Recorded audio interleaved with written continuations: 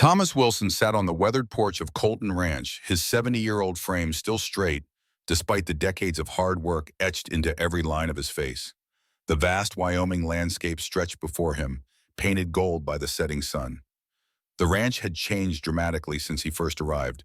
Modern irrigation systems now crisscrossed the fields where once only natural streams had flowed. Steel fences had replaced wooden posts, and large barns housed machinery that would have seemed magical in his youth. Yet the essence remained: the smell of sage after rain, the distant lowing of cattle, the way shadows lengthened across the valley floor as day surrendered to dusk. Some things time couldn't touch. Ranch hands moved about their evening chores, nodding respectfully as they passed. To them, he was Mr. Wilson, the elder statesman of Colton Ranch, keeper of its history. None of them could imagine the story that played behind his faded blue eyes as he watched the sun slip behind the mountains. 40 years, he whispered to the wind. 40 years since that fateful night, but I can still hear the wolves howling. His mind drifted back, not gently but with the sudden force of a river breaking through ice.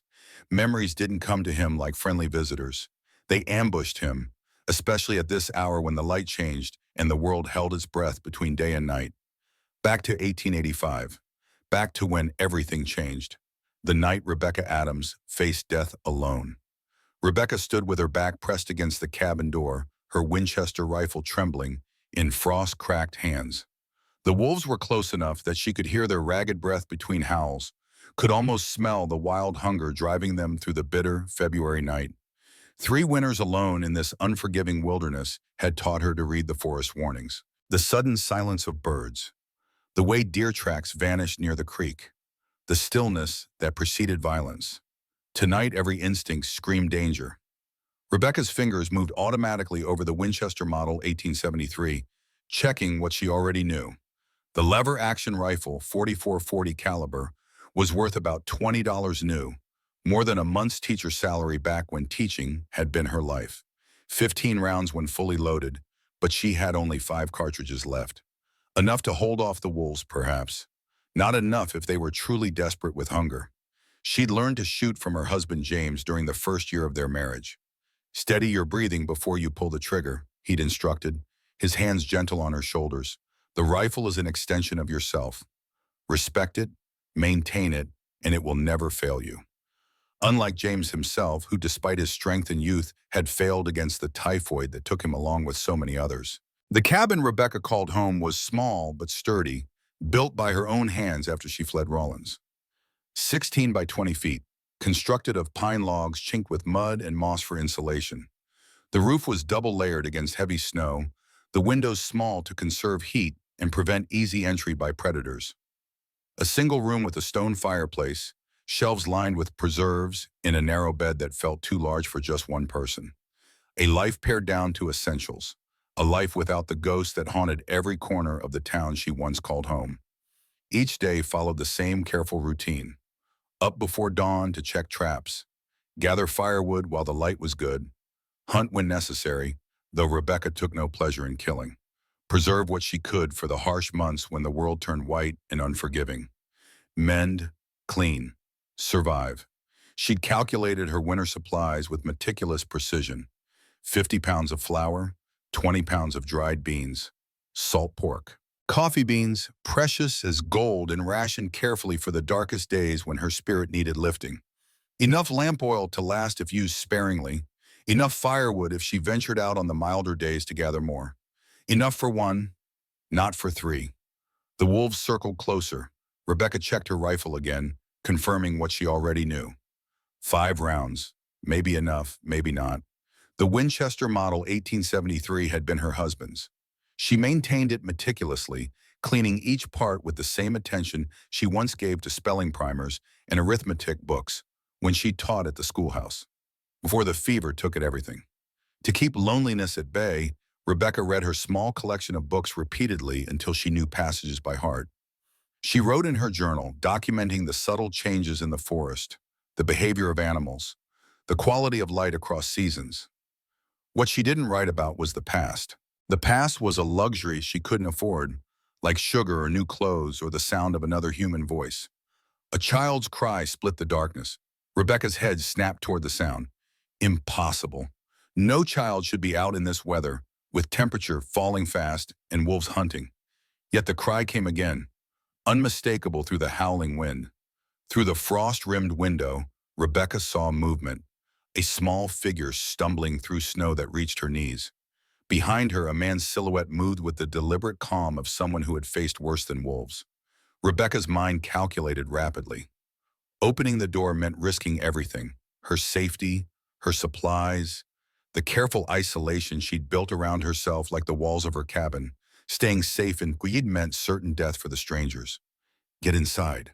The words tore from her throat before her mind fully committed to the decision.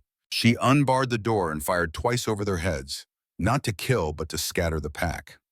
She aimed 30 degrees above where she'd last seen the wolves, knowing the sound and muzzle flash would frighten them more effectively than bullets that might miss in the darkness. The wolves melted into shadow as the man swept the child into his arms and ran.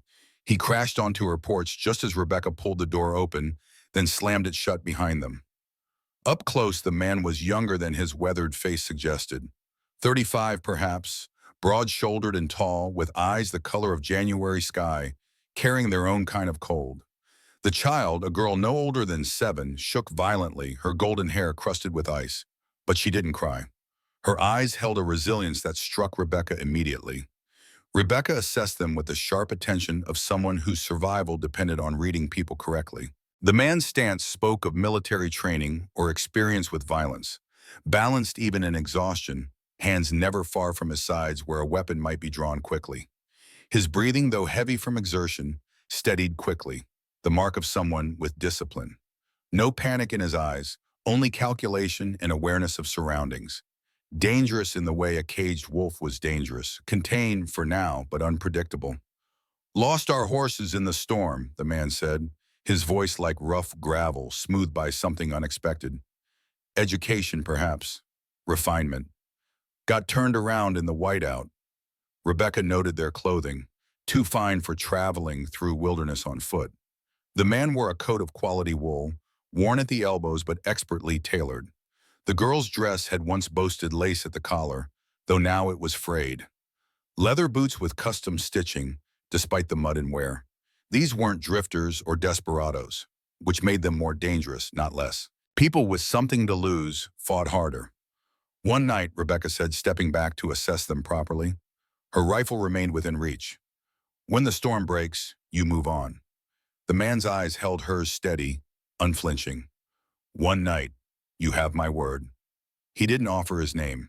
Out here, that was courtesy. Questions invited lies. Truth came with time or not at all. Rebecca barred the door behind them and tried not to calculate how many days of flour she'd just gambled on strangers who might slit her throat before dawn. The cabin warmed slowly as Rebecca stoked the fire. The girl had fallen asleep against her father's chest, small fingers clutching his coat like she'd never let go. The man sat motionless, alert even in exhaustion, positioning himself between his daughter and Rebecca. A father's instinct. Rebecca recognized it from watching her brother-in-law with his children, before the sickness took them all. Rebecca hung their wet coats near the fire, careful not to touch the fine wool longer than necessary. She noted the weight in the man's right pocket, a gun, not drawn but present. The way he angled his body confirmed he knew she'd noticed it, a silent acknowledgement between them. "You have a weapon," she said, not looking up from the stew she stirred. "Why didn't you shoot?" The man watched her with those winter eyes. "Some things I don't kill anymore." The answer lingered between them, revealing more than a lengthy explanation would have. Rebecca recognized the voice of someone who had seen too much death. She'd heard it in her own prayers. "Sarah," the girl whispered suddenly, awake and solemn-eyed. "My name is Sarah. Papa says I shouldn't talk to strangers, but you saved us from the wolves." "Sarah," her father warned gently.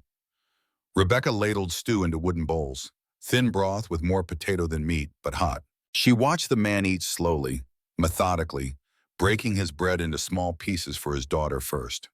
A gentleman's habit. "You're far from any town," Rebecca observed. "We prefer it that way." No apology in his tone. "You live here alone. 3 years now. That's brave." "Or desperate," Rebecca countered. "Both, perhaps." He set down his spoon, studying her with unexpected intensity. You running from something or toward it? Rebecca's hand stilled. Most people didn't ask such direct questions. Most people out here preserved the polite fiction that pasts didn't matter. Depends on the day, she finally answered. Sarah's head drooped against her father's shoulder. He shifted her carefully, settling her on the bed Rebecca had offered without asking where Rebecca herself would sleep. You didn't have to take us in, he said quietly when Sarah's breathing deepened into sleep. Didn't have to leave you to the wolves either. Rebecca poked at the fire, sending sparks dancing upward. Out here, you help folks. That's the law that matters, even when you can't afford to. She looked at him then, really looked beneath the trail dust and exhaustion. She saw something broken, something familiar, especially then. For a moment, neither spoke. The fire crackled. Outside, wind howled promises of harder cold to come. Get some rest, Rebecca said. You'll need your strength tomorrow. He didn't argue, which told her exactly how spent he truly was. She watched him settle on the floor near his daughter, close enough to shield her from any threat. Rebecca wrapped herself in a thin blanket and sat by the fire through the long, cold night. The nightmare came as it always did. Rebecca stood helpless in the schoolhouse as fever ravaged her sister's family. First her niece Emma, just 9 years old with braids Rebecca had plaited that very morning. The child's skin burning with fever as Rebecca pressed cool cloths to her forehead, praying for the doctor who wouldn't arrive for 2 more days. Then her nephew James, 11 and already showing signs of the man he would never become. His delirious cries for water Rebecca couldn't provide fast enough.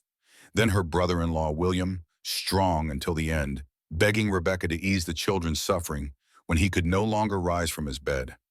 Finally, her sister Catherine, whose eyes begged Rebecca for help no human could provide. Take care of them, she'd whispered, though they both knew it was already too late for the children. Promise me. Rebecca had promised and failed and carried that failure with her into the wilderness. The typhoid epidemic of 1880 had devastated Rawlins. 57 dead in a town of just over 900. The disease spread through contaminated water, and with only one doctor serving the entire county, treatment came too late for many. Rebecca had done everything she could, applying what limited medical knowledge she possessed, staying awake for days, but it hadn't been enough. The faces of the dead children in her classroom haunted her most. 23 empty desks that autumn.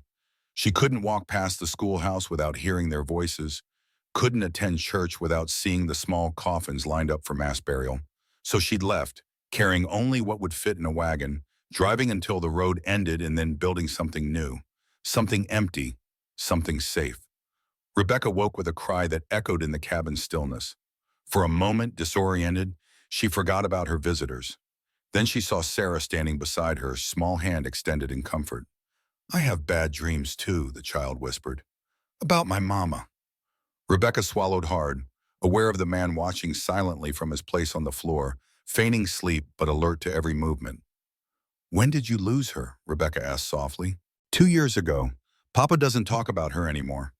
Sarah's lower lip trembled slightly. Does that mean he's forgetting? No, honey. Rebecca's throat tightened. Sometimes people go quiet because they remember too much. Sarah nodded like she understood things no 7-year-old should. Then, with the uncomplicated trust of childhood, she curled up next to Rebecca, falling back to sleep in the arms of a woman she'd known less than a day. Rebecca met the man's eyes across the darkness. Something unspoken passed between them, recognition of shared grief. Maybe understanding that came from walking the same hard road. Dawn broke gray and bitter, revealing a world buried in white. The storm had worsened overnight, erasing any trace of a path. Snow fell in sheets, transforming the forest into a blank canvas where even familiar landmarks disappeared. The man stood at the frost-thick window, staring at the blinding whiteness. We can't travel in this. Rebecca's heart sank. 1 night was charity. 2 nights, 3, that was survival mass she couldn't afford. Her carefully measured supplies would dwindle faster with 3 mouths to feed. Yet she couldn't bring herself to speak the hard truth, that her survival might depend on their departure, impossible as it seemed. I'll hunt, he said, reading her silence. Earn our keep. In that, Rebecca gestured at the blizzard beyond the glass. I've hunted in worse. He was already reaching for his coat, checking his pockets. Rebecca noticed for the first time an ornate pistol tucked in his waistband, silver inlay catching the morning light. Not a drifter's weapon, not a desperate man's last possession. The craftsmanship spoke of wealth and status, a gentleman's sidearm, engraved with initials she couldn't quite discern. You have supplies, she observed. Why risk hunting in this weather? Because I don't take what I can't return. He checked his weapon with practiced hands. Sarah stays with you, if that's acceptable. It was a question, not a command. Rebecca nodded. The child was already helping arrange kindling for the morning fire, moving with the efficiency of someone accustomed to making herself useful. The man knelt before Sarah, brushing golden hair from her forehead. Be good for Miss Adams, he murmured. You'll come back? Sarah's voice was very small. Always. He said it like an oath sworn on something sacred. Then he was gone, swallowed by the storm. Sarah sat on the bed, silent and watchful. Rebecca tried to remember how to talk to children. It had been so long since her sister's kids had visited, before the typhoid took them all in the terrible epidemic of 1880 that swept through Rawlins. You know how to sew? Rebecca asked finally, reaching for mending. Sarah brightened. Mama taught me. Before she stopped. Before, Rebecca finished for her. Good. Let's fix this together.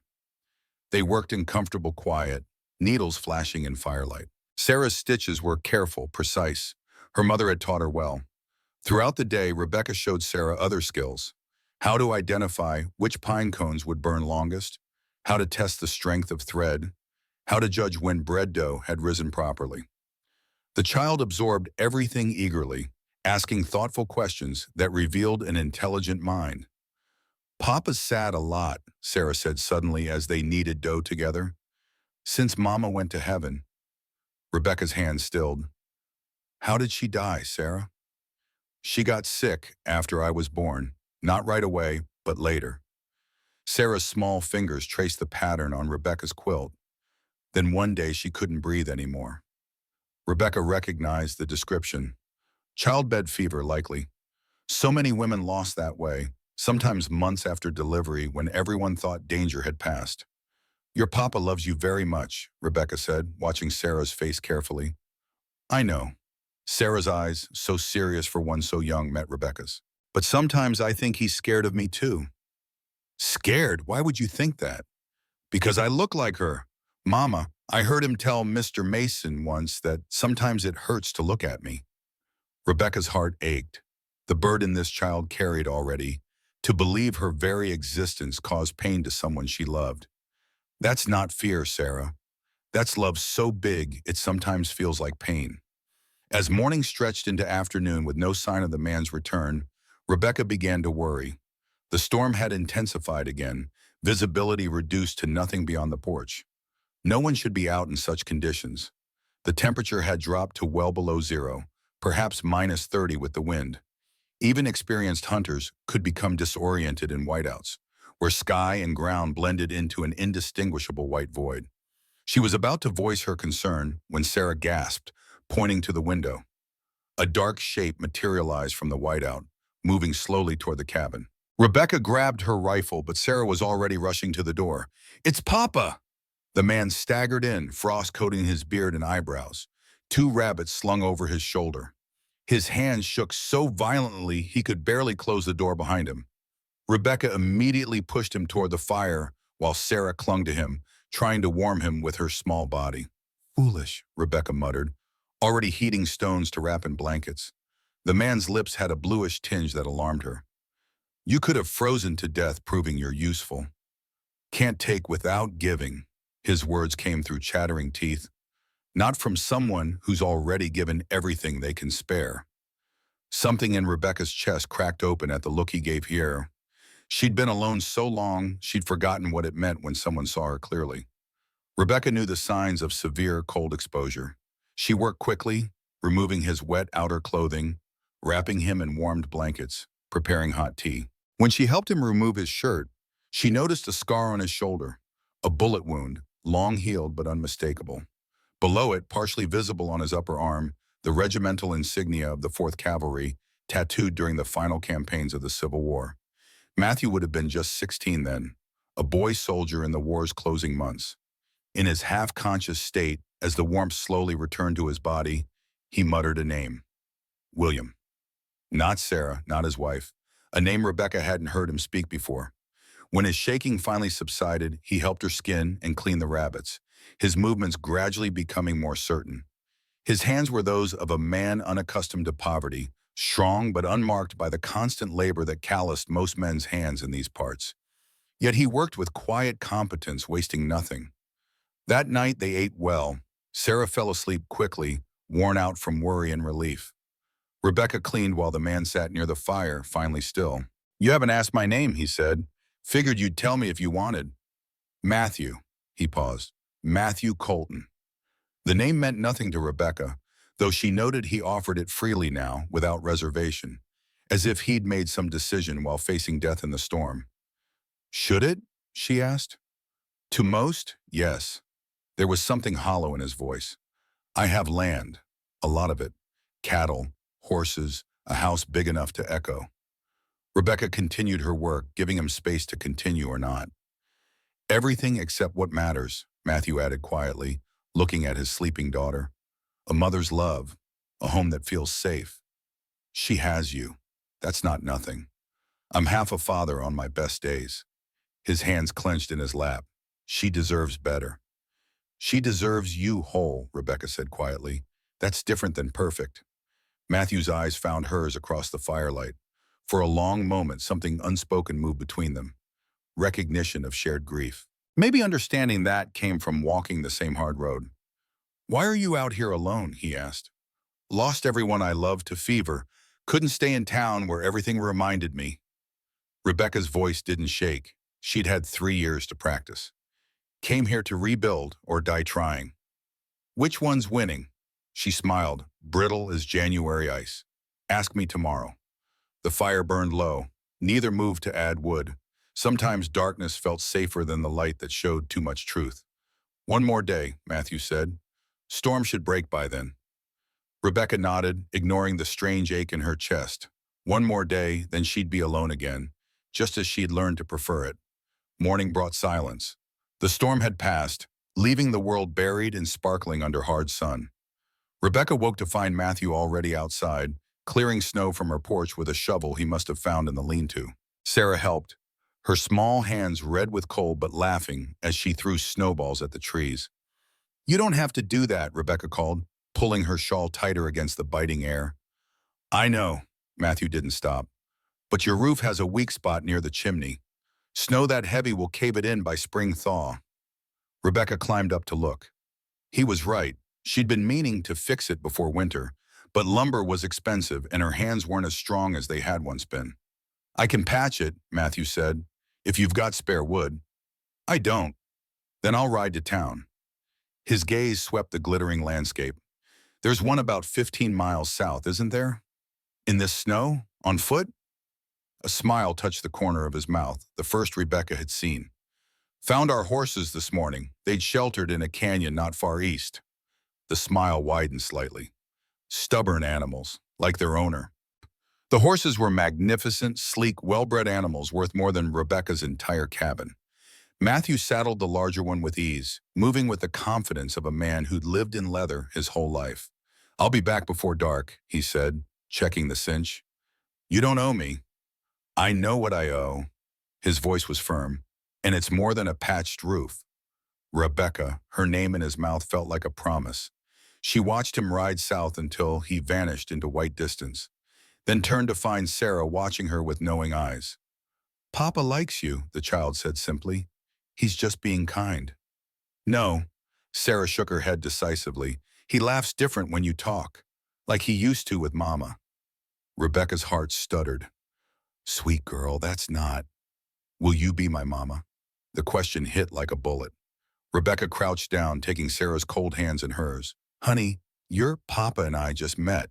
We're strangers helping each other through a storm. Mama always said God sends the right people when you stop looking." Sarah's voice was utterly certain. "Papa stopped looking. Then we found you." Rebecca had no answer for that kind of faith. While Matthew was gone, Rebecca tried to quell the ridiculous hope blooming in her chest. Men like Matthew Colton didn't uproot their lives for women like her. Whatever he owned, whatever his position, he would return to it when the crisis passed. That was the natural order of things. But as she and Sarah spent the day together, baking bread and telling stories, Rebecca felt something she hadn't in years. Not happiness exactly, something more dangerous. Possibility. As she helped Sarah practice her letters, Rebecca found herself recounting small stories from her teaching days. The Christmas pageant where the sheep went missing, the spelling bee champion who fainted from excitement, the twins no one could tell apart except Rebecca. Sarah absorbed every word, her eyes bright with fascination. You were a teacher? Like with a real school? A small one, but yes, a real school. We have a tutor at home, Sarah said, carefully forming her letters, but he's old and smells like cabbage. Rebecca laughed, surprised by the sound. Had she laughed at all in 3 years? Could you teach me instead, Sarah asked, if you came with us? Rebecca's hands stilled on the paper. Sarah, when your father returns, you'll both go home. That's how it should be. But what if home could be different? Sarah's eyes, so like her father's in shape, if not in color, held Rebecca's. What if home could have you in it? Before Rebecca could formulate a response, she noticed something sticking out from Matthew's coat pocket, which hung by the fire. The edge of a newspaper. Normally she would never pry, but something about Sarah's earnest question made her wonder about the world Matthew and Sarah had come from. When Sarah became absorbed in her writing practice, Rebecca casually checked the coat. The newspaper was folded to a specific article. The headline caught her attention immediately. Colton family seeks mysterious heir. Rebecca scanned the article quickly, heart pounding. According to the Wyoming Territorial Tribune, the Colton Ranch was one of the largest cattle operations in the territory, spanning nearly 50,000 acres with 5,000 head of cattle. Its estimated worth was $150,000, an almost unimaginable sum. Matthew Colton, its owner, had disappeared with his daughter several weeks ago, prompting speculation about his whereabouts. Most disturbing was the claim by Victor Harrington, brother-in-law to Colton, that Matthew was mentally unstable following his wife's death and unfit to manage the estate or care for his daughter. Harrington had presented a will allegedly signed by Eleanor Colton shortly before her death, granting him guardianship of Sarah and management of the ranch until the child came of age. Rebecca carefully returned the paper to the coat pocket, mind racing. No wonder Matthew and Sarah were traveling alone, dressed well but worn. They weren't simply taking a journey, they were running. From what or whom, Rebecca couldn't be certain. But the worry in Matthew's eyes when he looked at Sarah made new sense now. He wasn't just protecting her from wolves or weather. Late afternoon brought the sound of approaching hooves. Rebecca instinctively reached for her rifle before recognizing Matthew's broad silhouette against the setting sun. He returned not just with lumber, but with food enough to last weeks. Flour, sugar, coffee, dried fruits, even a small jar of honey that made Sarah squeal with delight. Rebecca started to protest, but Matthew cut her off. Let me do this, he said quietly. Please. So she did. 3 days became a week. Matthew fixed the roof, then the sagging porch rail, then the door that stuck in its frame. He worked from dawn to dusk, and Rebecca stopped pretending she wanted him to leave. Sarah bloomed like spring flowers, teaching Rebecca songs her mother had sung, learning to braid Rebecca's hair with clumsy, earnest fingers. The cabin filled with laughter for the first time in 3 years. Evenings, after Sarah slept, Rebecca and Matthew sat by the fire and traded stories.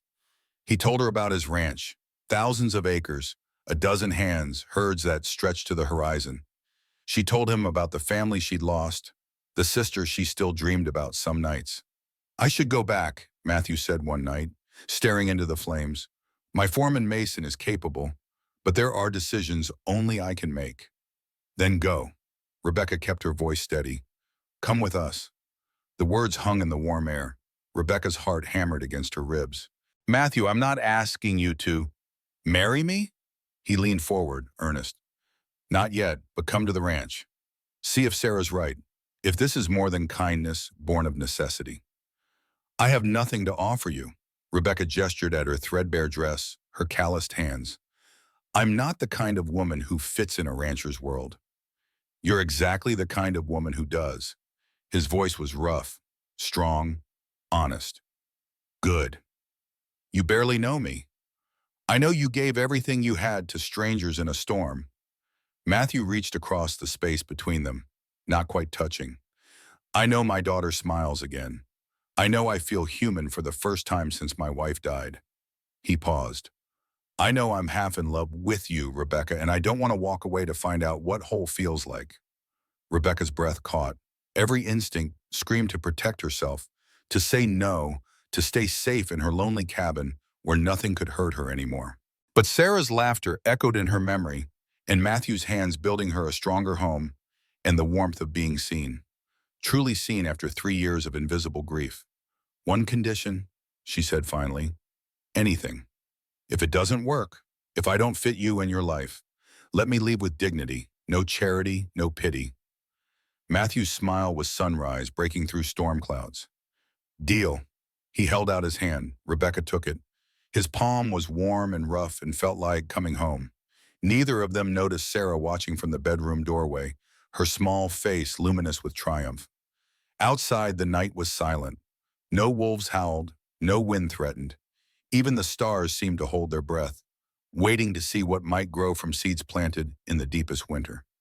The journey to Colton Ranch took 5 days. 5 days of navigating snow-laden passes and frozen streams. 5 days during which Rebecca questioned her decision with every mile that carried her farther from the solitude she'd built around herself like armor. Matthew rode slightly ahead, his back straight, eyes constantly scanning the horizon. Sarah rode with Rebecca, nestled against her for warmth, chattering about the home Rebecca would soon see, the creek where she caught frogs in summer, the apple orchard her mother had planted, the attic window where she watched stars on clear nights. On the third day, they crossed from dense forest into rolling hills. Matthew grew quieter, more vigilant. His hand never strayed far from his pistol. Victor's men patrol these lands, he explained when Rebecca questioned his unease. We need to stay alert. That night, camped in a sheltered draw, Matthew spoke more of the danger awaiting them. The firelight carved deep shadows in his face as he cleaned his rifle, another fine piece that confirmed his wealth. Victor married my wife's sister, Victoria, he said, voice low so Sarah, already asleep, wouldn't hear. Never had much, but always wanted more. When Eleanor died, he saw opportunity. The will he presented? Rebecca asked. Forgery. Matthew's hands stilled on the gun barrel. Eleanor would never have given Sarah to anyone but me. She knew what Victor was. What was he? A man who believes money matters more than people. Matthew reassembled the weapon with practiced efficiency. He found out about silver deposits on the north section of the ranch, worth 10 times the cattle operation.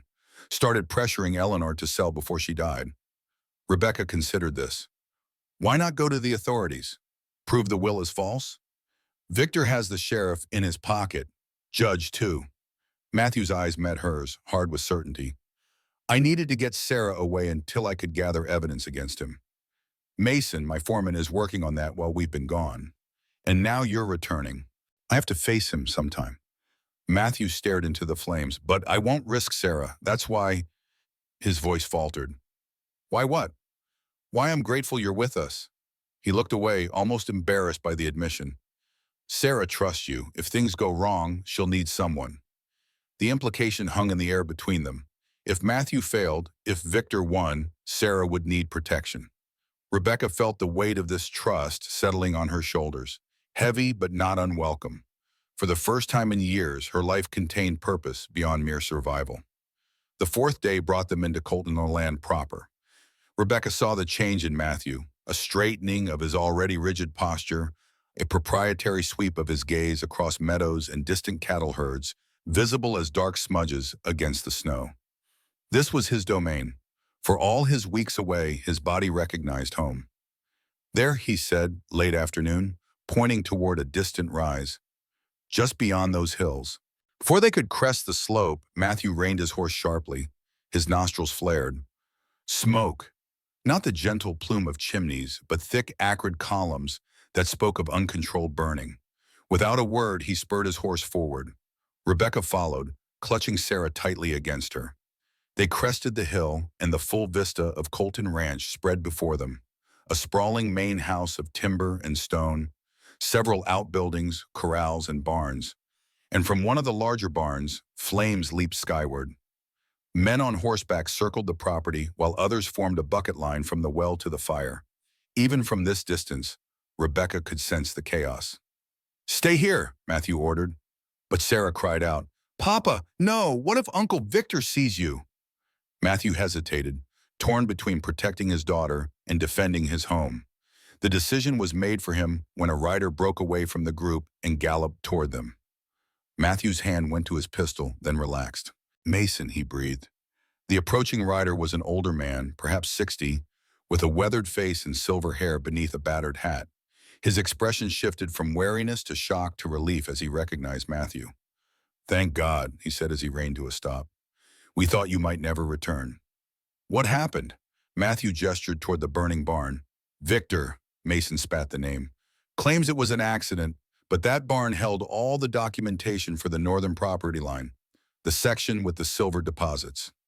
"Anyone hurt?" "No, thank the Lord." Mason's gaze shifted to Rebecca and Sarah.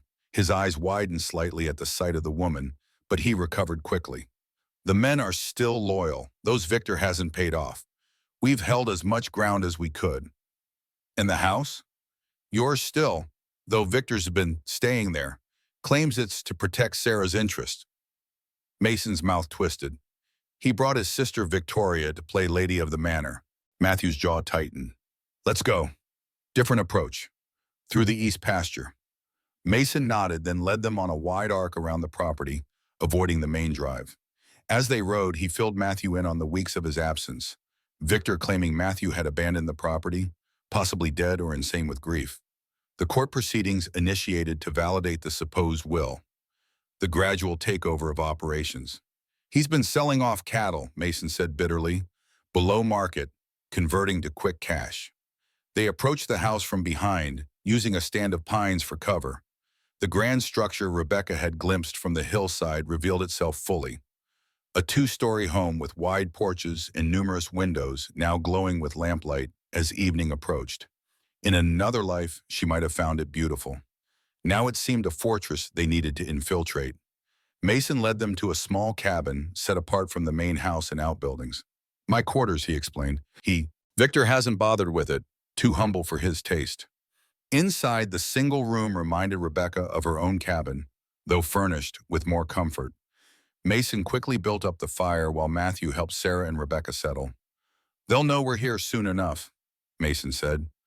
"Can't hide horses and tracks in this snow, but we have tonight at least." Matthew nodded, his face grim with resolve. "Tomorrow we face Victor." After a simple meal, Mason retired to the barn to allow them privacy. Sarah fell asleep quickly, exhausted from the long journey. Rebecca sat beside Matthew at Mason's small table, their voices low. "This is more complicated than you let on," she observed. "Would you have come if you'd known the full danger?"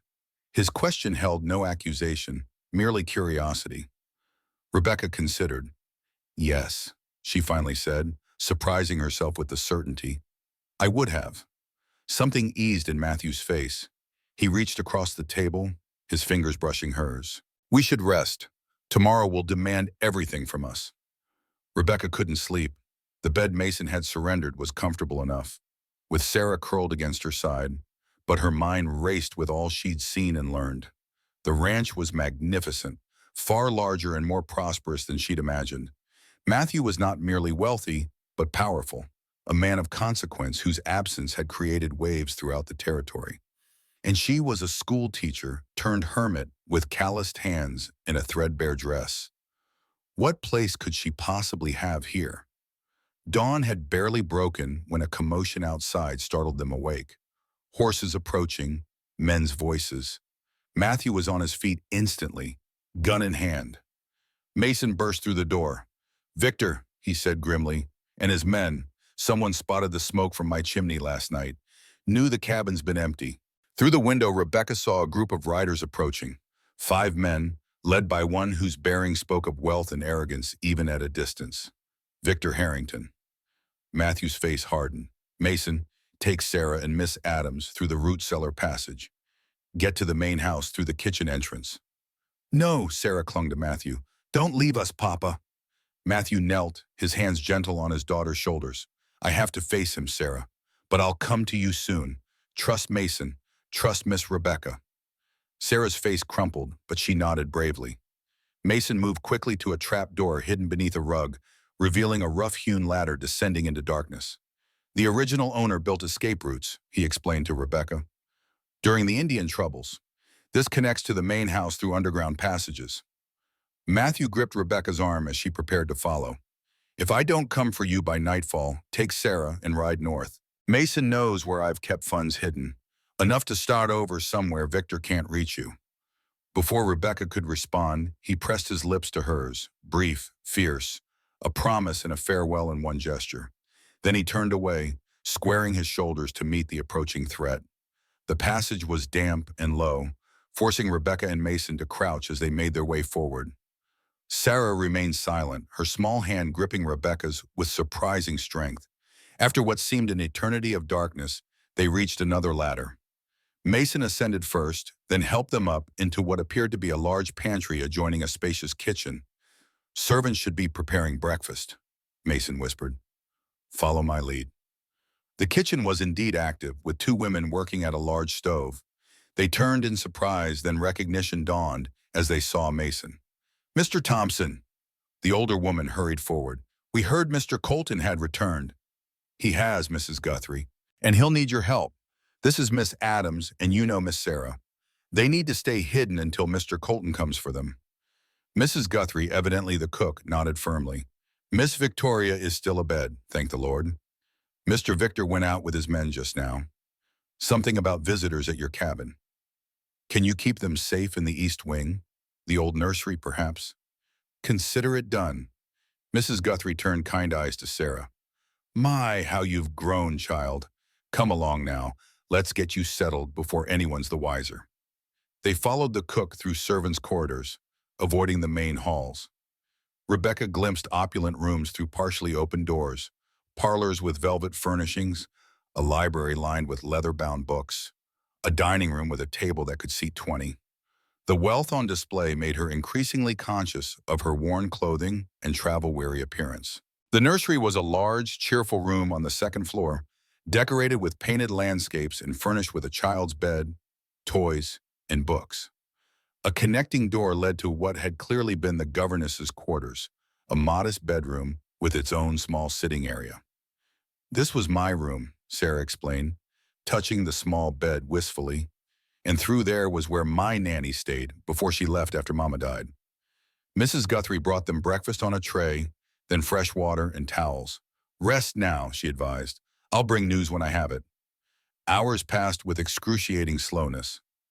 Rebecca helped Sarah bathe and change into fresh clothing found in the room's wardrobes. She washed her own face and hands, but had nothing to replace her travel-worn dress. Sarah, observing her discomfort, disappeared into a large wardrobe and emerged with a simple blue gown. This was Mama's, she said, holding it up. From before, when she was still well. I think it would fit you. Rebecca hesitated. Sarah, I couldn't. Please? The child's eyes were earnest. You'd look so pretty in it. Unable to refuse, Rebecca accepted the dress. In the small adjoining washroom, she changed quickly, surprised by the perfect fit. The fabric was finer than anything she'd worn in years, the color a deep blue that brought out the amber flecks in her brown eyes. She unbraided and brushed her hair, suddenly conscious of her appearance in a way she hadn't been since before the epidemic. When she emerged, Sarah clapped her hands in delight. You look like a lady. Rebecca smiled, though uncertainty gnawed at her. Playing dress-up wouldn't change who she was or what awaited when Matthew confronted Victor. The day stretched endlessly. Sarah showed Rebecca her books and toys, chattering nervously to fill the silence. Around noon, Mrs. Guthrie brought lunch and what little news she had. Matthew and Victor were in the study, their voices raised occasionally but the words indistinct. Mason stood guard outside the door. The ranch hands were divided, some still working, others gathering near the house awaiting the outcome. The household staff is with Mr. Colton, Mrs. Guthrie whispered, to a person. that Victor is a cruel master, and he his sister no better. Late afternoon brought a new development. Footsteps approached their door, lighter than a man's.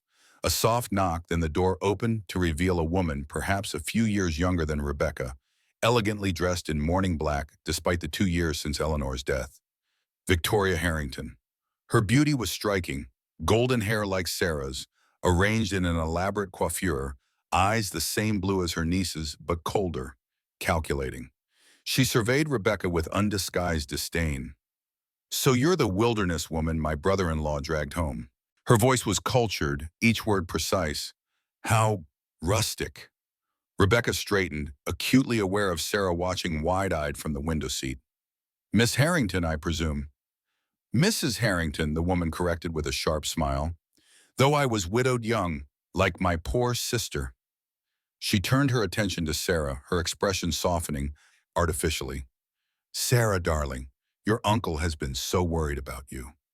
Sarah pressed herself against the window, as far from her aunt as possible. "Where's my papa?" "Still discussing business with your uncle, dear."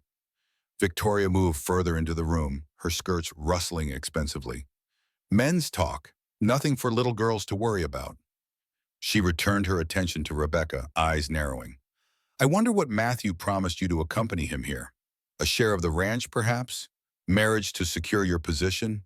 He was always impulsive." "He promised nothing," Rebecca replied evenly. "I came because Sarah needed me." Victoria's laugh was like glass breaking. "How noble!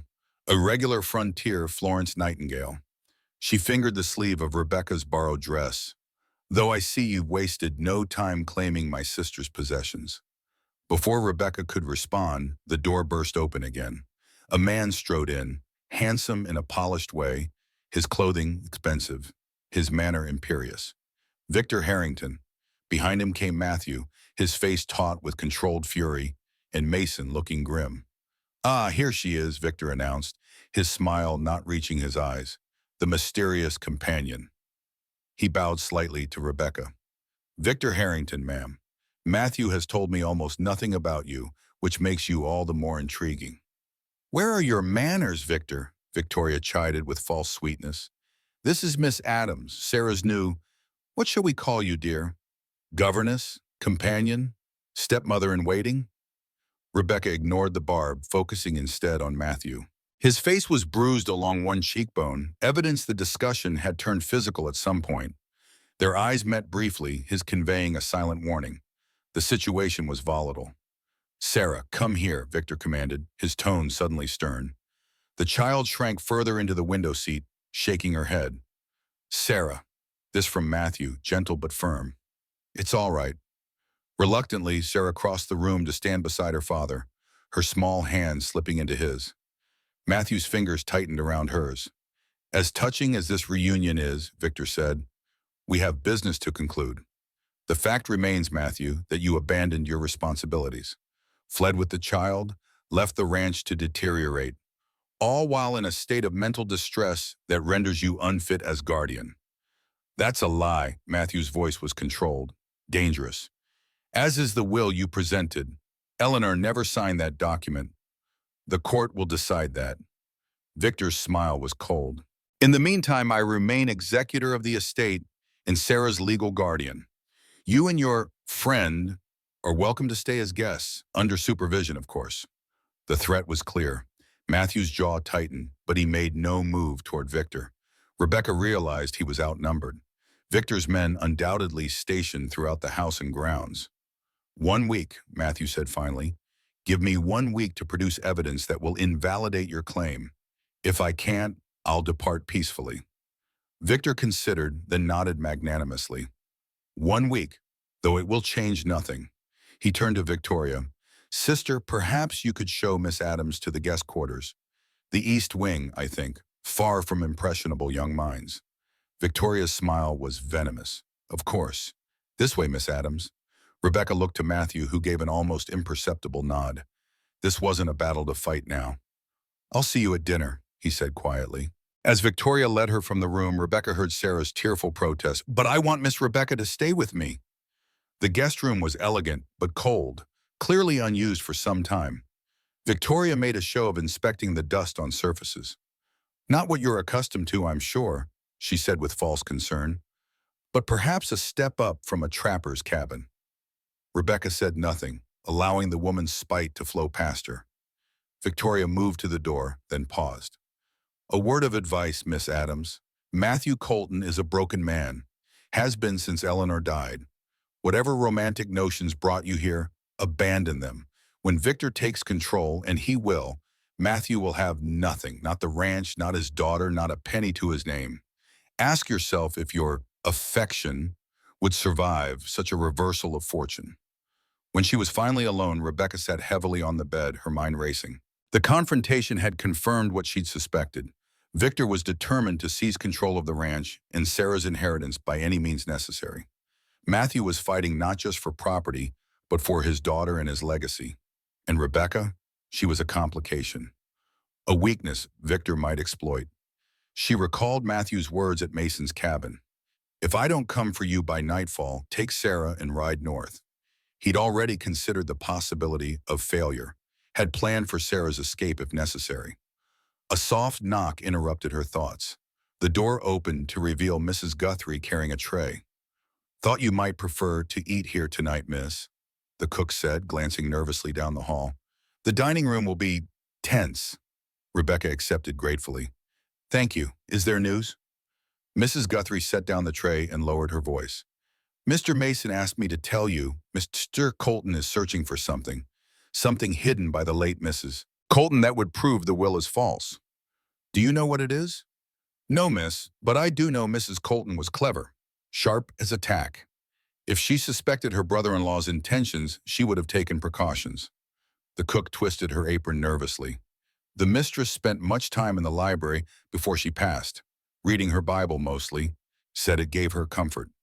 With that cryptic information, Mrs. Guthrie departed, leaving Rebecca alone with her thoughts and a meal she barely tasted.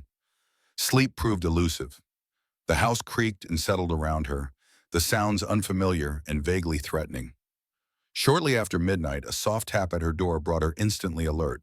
She opened it to find Sarah in a nightgown, her face tear-stained. I can't sleep, the child whispered. Aunt Victoria said I couldn't come to you, but... Rebecca pulled her inside quickly. It's all right. You can stay with me tonight. Sarah climbed onto the bed, curling against Rebecca just as she had in the cabin. Papa said we have to be careful, that Uncle Victor might try to send him away. Your father is a strong man, Sarah, and he loves you very much. He won't give up. I'm scared, Sarah admitted in the smallest voice. Uncle Victor doesn't smile with his eyes. Rebecca stroked the child's hair, humming softly until Sarah's breathing deepened into sleep. Only then did she allow her own tears to fall. For this child caught in an adult battle, for Matthew fighting for his daughter's future, and for herself adrift in a world of wealth and power where she had no place. Dawn found her resolute. Whatever happened, her priority was Sarah's safety and happiness. If that meant fleeing with her should Matthew fail, so be it.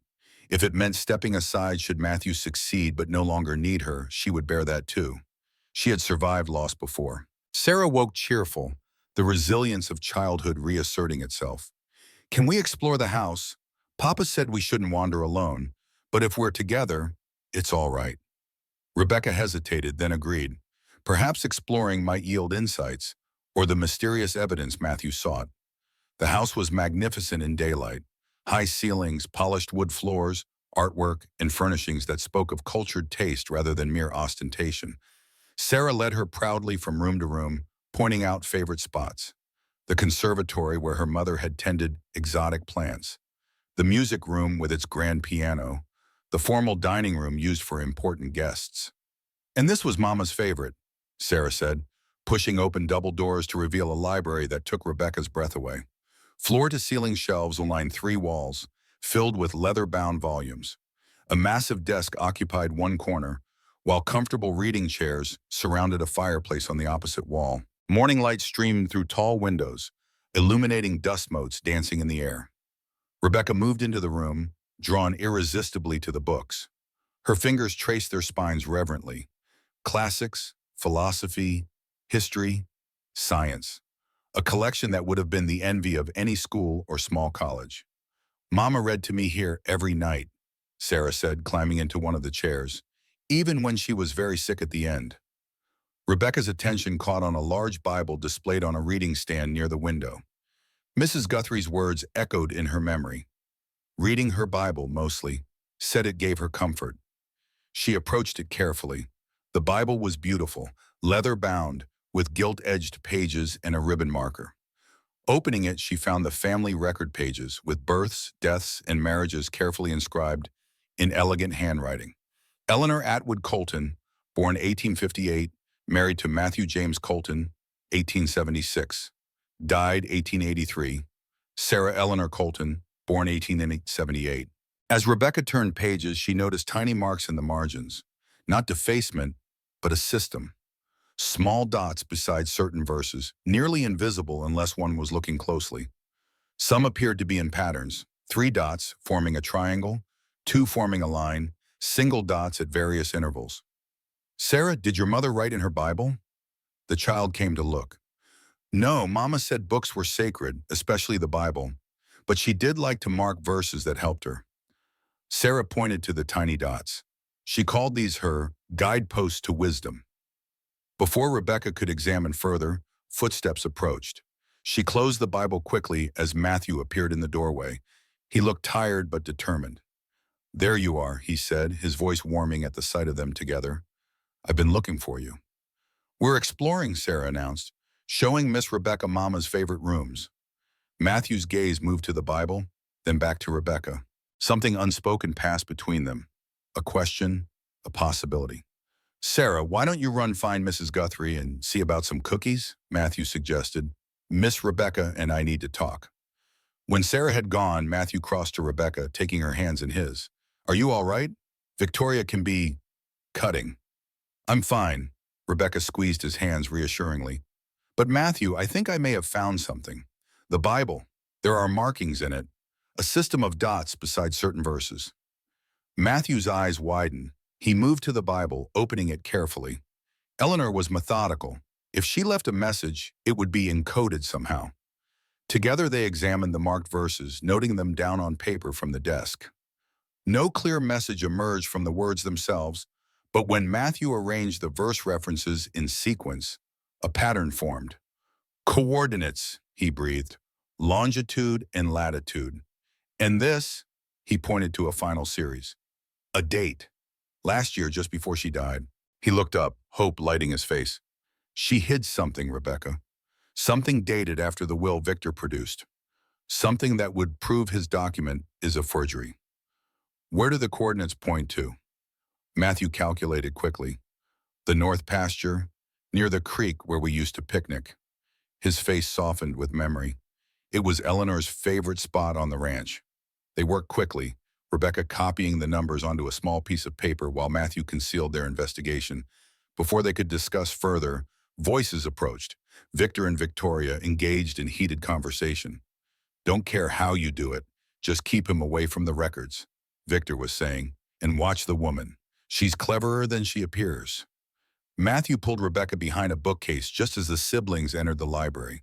Through a gap in the books, they watched as Victor went to the desk, unlocking a drawer with a key from his pocket.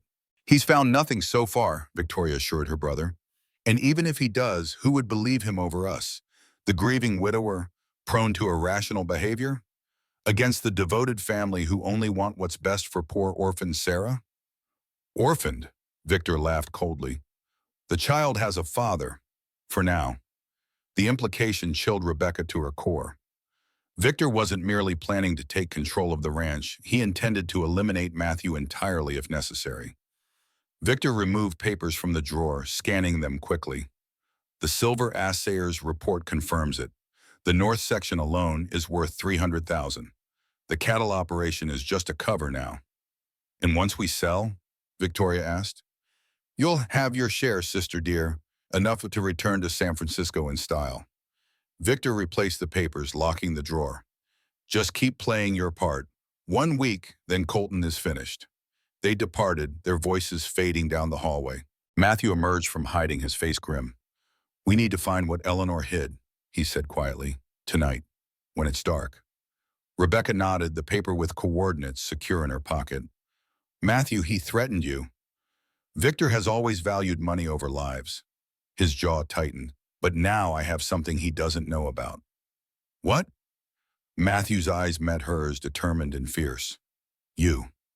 That night, after the household settled into silence, Matthew came for her. They moved like shadows through the house, avoiding the areas where Victor's men kept watch. In the kitchen, Mason waited with Sarah, already dressed warmly. We'll need to be quick, Mason whispered. The night patrol checks the stables every 2 hours. They slipped out through the servants' entrance, making their way to the stables where horses already waited, saddled and ready. Rebecca rode with Sarah again, the child unusually solemn, understanding the gravity of their mission. The north pasture lay a mile from the main house, separated by a wooded ridge that concealed their approach. The night was clear, stars sharp as glass shards against the black sky, providing just enough light to navigate by. Their breath frosted in the cold air as they dismounted by the creek Eleanor had loved. Matthew consulted the paper with coordinates, orienting himself carefully. Here, he finally said, stopping beside a large oak tree. This is the spot. Mason produced a shovel from his saddlebag. Want me to dig, boss? No, this is something I need to do myself.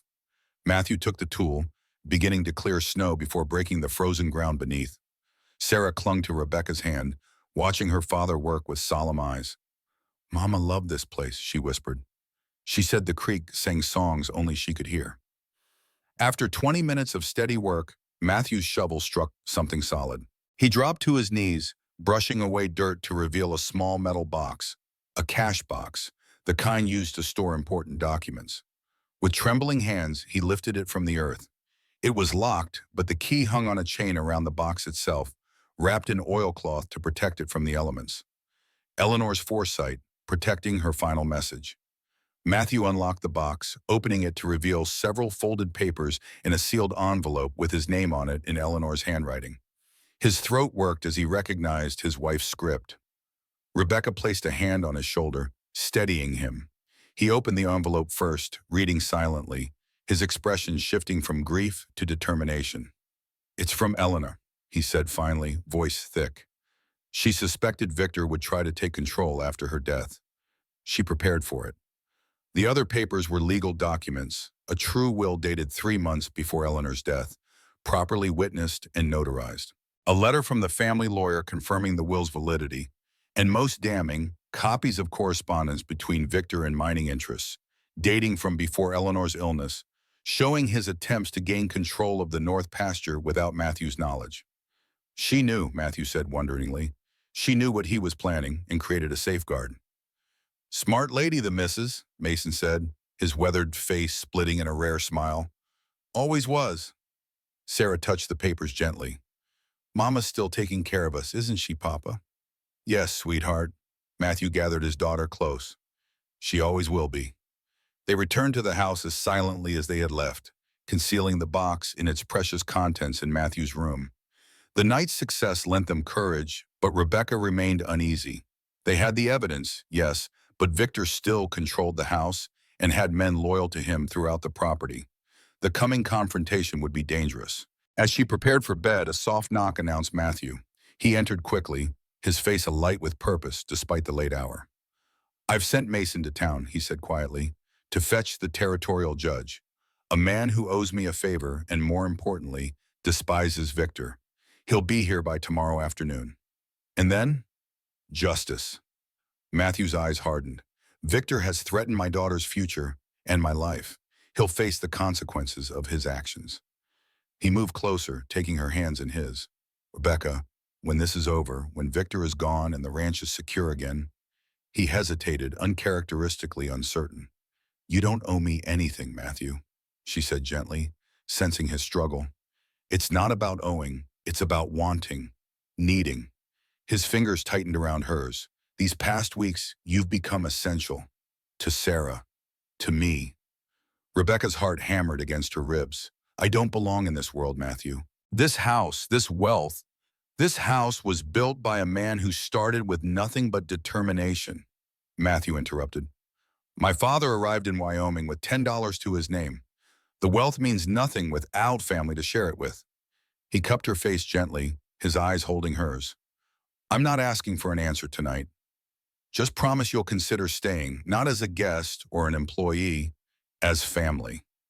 Rebecca couldn't speak past the tightness in her throat. Instead, she turned her face into his palm, a gesture of acceptance if not yet commitment. It was enough for now. Matthew pressed his lips to her forehead, then departed as quietly as he'd come. Alone again, Rebecca moved to the window, gazing out at the vast ranch land silver-white beneath the moon. In the distance, the mountains stood sentinel against the star-filled sky, so different from her small cabin in the forest, yet somehow beginning to feel like a place she might belong. Tomorrow would bring confrontation and hopefully resolution. Victor would not surrender easily, even with evidence against him. The path ahead remained fraught with uncertainty, but for the first time in 3 years, Rebecca found herself planning beyond mere survival, imagining a future that included others: Sarah's education, the changing seasons at the ranch, Matthew's hand in hers as they walked the creek where Eleanor had found peace. She thought of the cabin she'd built, the solitary life she'd constructed from grief and determination. It had served its purpose, sheltering her when she needed healing most. But perhaps it had been a way station, not a destination. Perhaps, like Matthew and Sarah themselves, she had been lost in a storm, only to find her way home in the most unexpected place. The first rays of sunrise painted Colton Ranch in hues of gold and crimson, heralding a day of judgment. In the privacy of her guest chamber, Rebecca adjusted the collar of a forest green gown borrowed from Eleanor's wardrobe. Her fingers, still rough from years of wilderness survival, traced the fine embroidery at the cuffs. The looking glass revealed a transformation that startled her. Gone was the haunted hermit with wind-tangled hair. In her place stood a woman with determined eyes and shoulders squared for the battle ahead. She secured Eleanor's cameo brooch at her throat, a loan from Sarah, who had insisted she wear it. The gesture felt symbolic somehow. Not an attempt to replace the woman Sarah and Matthew had loved, but an acknowledgement that her memory could coexist with new beginnings. Rebecca's mind drifted to her cabin, now standing empty in the forest clearing. She had built it plank by plank, a fortress against grief, a place where memories couldn't penetrate. Each nail driven had been an act of defiance against the typhoid that had stolen her family. Each winter survived alone had been a hollow victory. She'd thought herself brave for enduring solitude, but now recognized it had been fear disguised as independence. The bitter irony wasn't lost on her. She had fled to the wilderness to escape death, only to find life again when death threatened in the form of wolves at her door. A soft knock interrupted her reflections. Sarah entered, already dressed in a blue pinafore, her golden hair neatly braided. "You look beautiful," the child said with frank admiration. "Like a princess in my storybook." Rebecca smiled, smoothing Sarah's collar. "And you look very grown up today. Are you ready for what's coming?" Sarah nodded solemnly. "Papa says the judge is coming, and then Uncle Victor will have to leave." "Your father is doing everything he can," Rebecca assured her, kneeling to eye level. "Try not to worry." "I'm not worried," Sarah declared with surprising conviction. "Not anymore. Mama is watching over us, and now we have you too." The child's faith humbled Rebecca. She had come so far from the broken woman who had retreated to the wilderness, determined to need no one and be needed by no one. "Sarah," Rebecca said carefully, "I want you to know that I'll never try to replace your mother. She will always be your mama." Sarah's expression grew thoughtful. "I know, but Mama told me once that hearts can grow bigger to love more people. They don't stay the same size. Your mother was very wise." "She would have liked you," Sarah said, with childish certainty. "She always said brave people make the best friends." Rebecca blinked back unexpected tears. "Tell me more about her. What did she enjoy besides the creek?" "Your mother sounds like a remarkable woman," Rebecca said, careful to use mother rather than the more intimate mama they'd discussed earlier. "What legacy would she want you to remember most?" Sarah considered this thoughtfully, her young face suddenly serious. "Courage, I think. Mama wasn't just gentle, she was brave too. When the ranch hands got in a fight once, she rode right between them with Papa's shotgun." The girl's eyes sparkled with pride. "And she never cried where anyone could see, even when she was very sick. She said tears were private treasures, too valuable to spend carelessly." This new dimension of Eleanor, not just the refined pianist or loving mother, but a frontier woman of steel and grace, gave Rebecca a deeper appreciation for the woman whose absence still shaped this family. Rebecca laughed, recognizing the universal motherly conspiracy. These small details painted Eleanor not as a saint or rival, but as a real woman, loving, imperfect, human. Someone whose memory deserved honor, not erasure. We should keep those traditions alive, Rebecca suggested. The roses, the music, the stargazing. Would you like that? Sarah nodded enthusiastically. And maybe we could start new ones too. Just ours. I'd like that very much. The house remained quiet as they made their way downstairs, tension building like the pressure before a storm. At breakfast, only Sarah joined Rebecca, chattering with the artificial brightness of a child aware of adult troubles, but trying to maintain normalcy. Papa says the judge is coming today, she confided, voice lowered conspiratorially. And then Uncle Victor will have to leave. Your father is doing everything he can, Rebecca repeated, smoothing Sarah's golden curls. Try not to worry. Mid-morning found them in the library, Rebecca reading aloud from Treasure Island, while Sarah sprawled on the carpet, drawing. The peaceful scene shattered when the library doors burst open. Victor strode in, his face contorted with barely controlled fury. Where is it? He demanded without preamble. Rebecca closed the book calmly, though her heart hammered. Where is what, Mr. Harrington? Don't play innocent. Victor moved closer, his voice dropping to a dangerous pitch. Something was removed from the north pasture last night. My men found the disturbed earth this morning. Perhaps animals, Rebecca suggested, standing to position herself between Victor and Sarah. Searching for food in the winter. Victor's laugh held no humor.